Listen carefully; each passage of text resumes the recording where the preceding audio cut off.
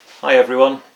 One or two of you have asked me about shooting portraits using natural light, so I thought I'd do a quick demonstration from my home. So we're going to use the light from the window, which is there, and I'm going to have the help of Rosie, who's here, as my model. So we're going to use very simple settings on the camera. In this instance I'm just going to be using program and maybe a bit of exposure compensation as well. Okay, so all I've done is put a piece of black fabric. I've taped it to that wall over there. You could use a coat or a piece of paper. It doesn't have to be black, but I know one or two of you are asking me about using dark backgrounds. So I'm just going to try shooting one of Rosie now. I've got my camera on program, so completely automatic. The ISO I think is on about 400.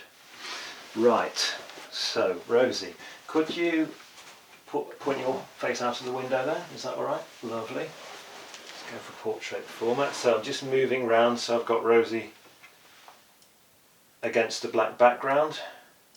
Zooming in a bit. That looks quite nice.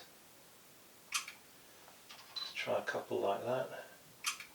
Okay, maybe if you turn your shoulders, so you're facing your shoulders forward, and then sort of turn your head if it's not too much of a twist. That's great. Okay. Lovely. Okay, thank you. Okay, so that's looking all right. We've got the black background behind Rosie. The exposure isn't very good. And the reason for that is we've got a dark background, and then our subject is wearing light coloured clothing. She's got light coloured hair and light complexion. So it confuses the camera a little bit. What's actually happening is that the camera's trying to get everything correctly exposed. What the camera doesn't realise is I don't mind that background being exposed. I want it to be totally black. So we're going to use exposure compensation to fix that problem, which on my camera is just on this little dial on the top here. So I'm just going to dial in about -1.5, and I'll try that. Okay, Rosie? So again, if you just turn a look out of the window. Very nice. Okay, 3, 2, 1. Lovely. Okay. Let me try on from slightly further around here. Just being careful. I've still got the black background in shot there. I just missed on that one. Let's try another. Okay. And then maybe one like that as well. Okay. That's looking better, I think. Okay, so after that adjustment that I made, we can see that the light tones are much better exposed. Rosie's face isn't being bleached out with light anymore. But if you look at the back of her head, it's a little bit dark. Her hair is almost starting to disappear into that black background. So if you wanted to sort of take it a stage further, use a reflector.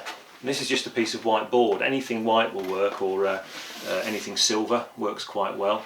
So what I'm actually going to do is I'm going to clip this to a stand, so I can reflect some of the light coming through the window back into Rosie's face.